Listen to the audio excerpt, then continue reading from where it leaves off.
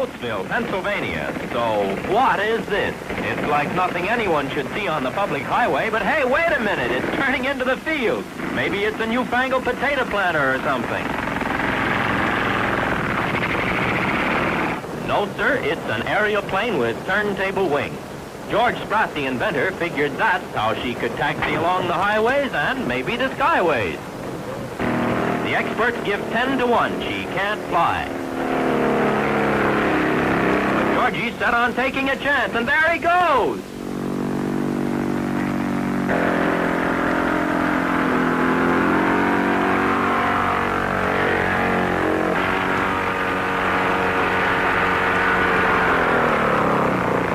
And that's the time the experts got fooled. Good boy, George.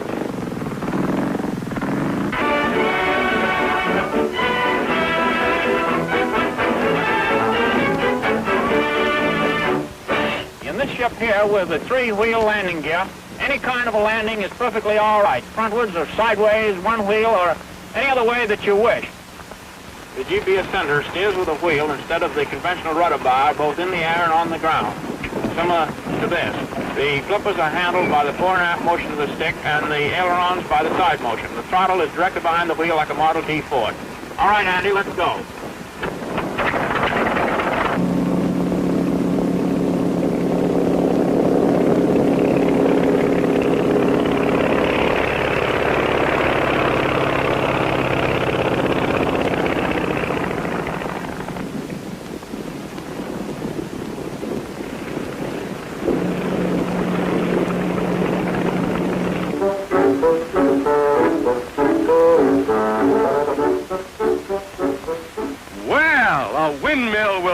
Water, so why shouldn't it raise an airplane?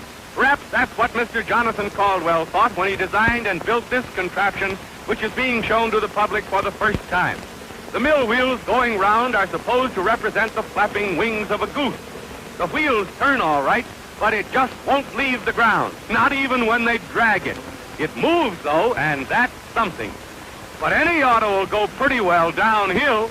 A good idea just the same, Professor, and better luck next time.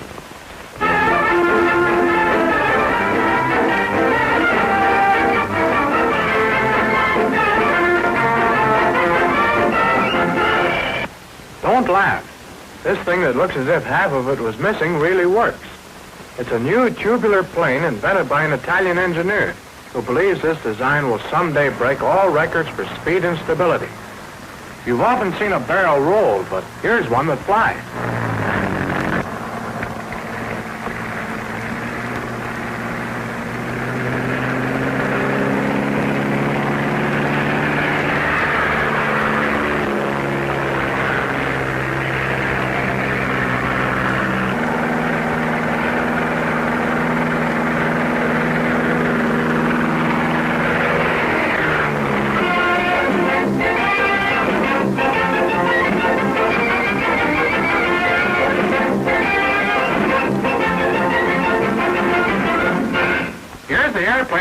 According to its inventor, Dr. Snyder.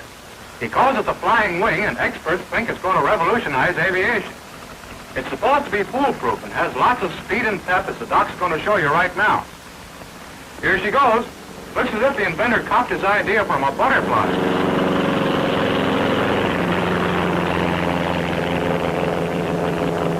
Being all wing turns it into a glider in case the motor gets heebie-jeebies and makes tail spins impossible, Dr. Snyder claims.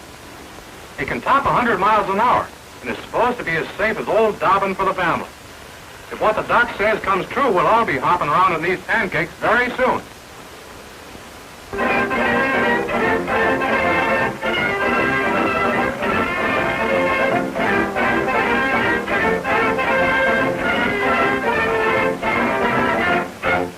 No, it's not an airplane, and it isn't a balloon.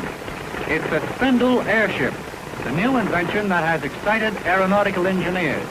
Perhaps Mr. Popper, the inventor, will explain the idea for us. In place of wings, we use spindles on this ship. The large ones are the main lifters, and the small ones act as stabilizers. This is done by spiraling so that the landing with speed would be about 5 to 10 miles per hour. Now as they revolve, the spindles, with their little indentations, are creating a lifting vacuum above. Engineers predict the spindles will be more efficient than the wings of an airplane. There's only this about the spindle airship. She hasn't flown yet, but who can say she won't?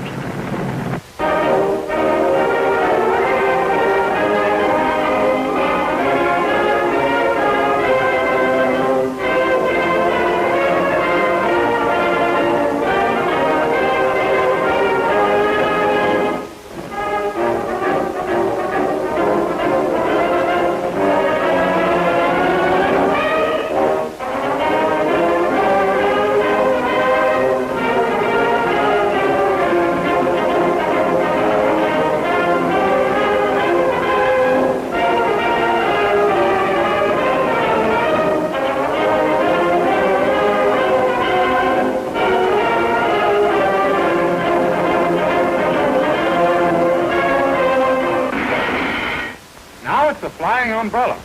Here's the latest in aviation, which the inventors hope will be the family flivver of the earth. And it really works.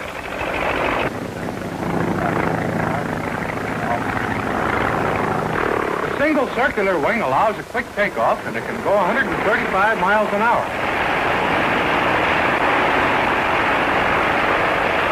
Don't worry about engine trouble. That pancake top allows it to drop slower than a parachute. And it can land at your front door. Maybe it's the future aerial taxi.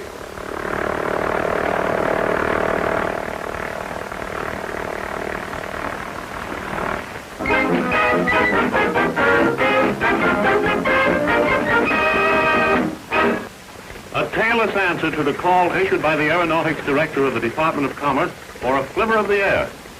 It is my hope that someday that this little ship will become the great-great-granddaddy of America's air flivver.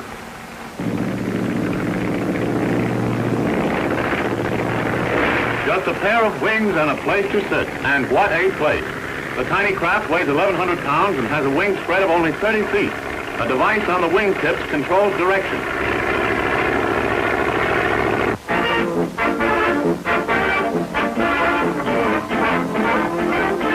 Meet the professor, folks. For 20 years, he's been watching the Tilly Luberg and has finally discovered what makes it fly. All it takes is a tank full of oxygen, a left-handed monkey wrench, and a couple of nuts.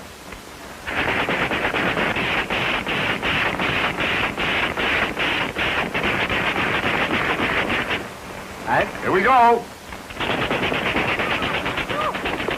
History in the making. It's the happiest day of the professor's life. Let's hope he puts salt on his tail. Going, that's all. Something new to make flying safer. Stabilizers like these keep the plane level while in flight. The pilot's taking up the ship to show you how the device works. There he is, getting out of the cabin, leaving the plane completely under automatic control. See how smoothly it flies, without a human hand to guide it. Now the pilot's on the fuselage, and no one is in the cockpit. The test is a success and should encourage one-armed drivers who want to hug their girls.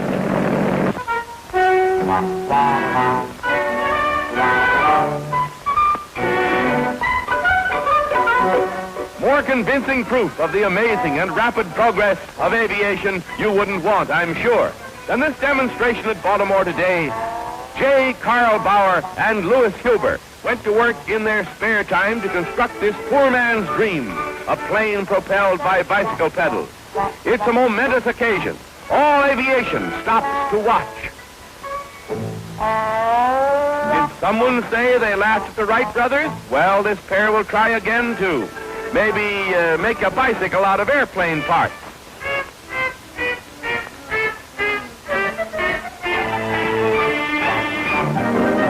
Paris offers a real novelty in aircraft. It's called the elytroplane, and it's based on the principles of a flying mosquito with the sting left out. Its tail sticks up in the middle and is supposed to prevent slips and nosedives. Now we'll see what we will see.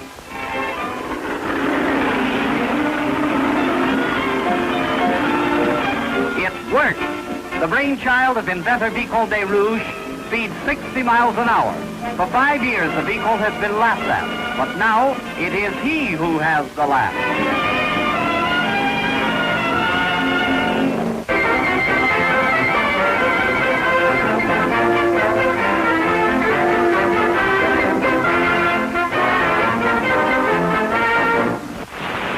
Folks, here I am with a new device called the ornithopter. This device, I expect to attain flight in the air.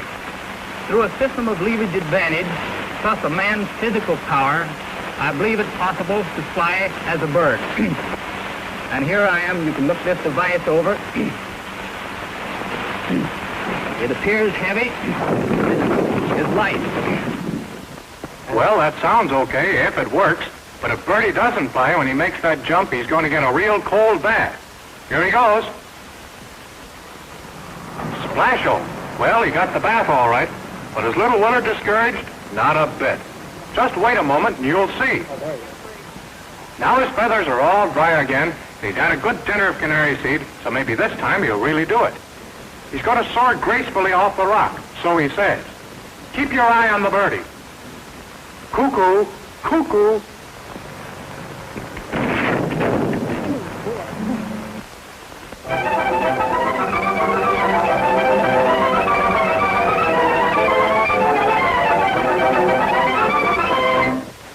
Here you see another type helicopter or direct lift air machine. Our principle, as you will see, is a flat plate or disc type propeller moving the air fast enough to produce a lift. Our engine is connected to our transmission by a jack shaft driven by a chain. Our transmission rotates and reciprocates our propeller.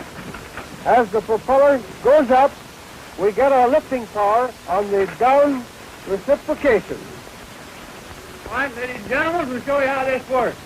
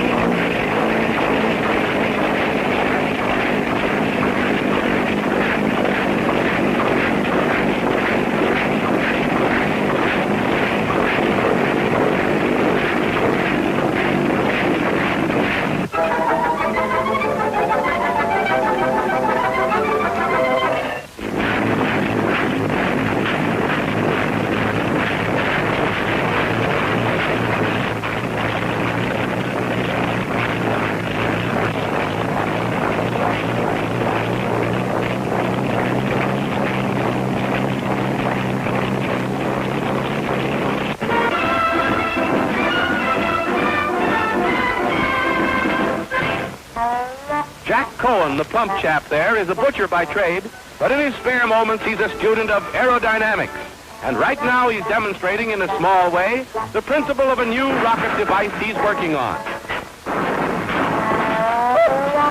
Something must have gone haywire. But here's the real thing, Jack's bicycle rocket glider. And he's all set for a tryout here at the Metropolitan Airport. If it'll just work as he hopes, he'll be famous tomorrow. Then goodbye loin chops and rump steaks.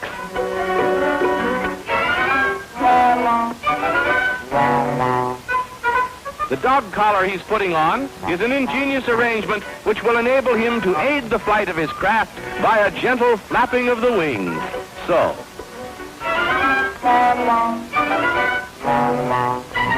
With a little help from everything but gravity, Cohen gets his remarkable flying machine underway at terrific speed. That is, it'll get up speed if the assistant rocket engineer will only hurry up and put a match to the power plant.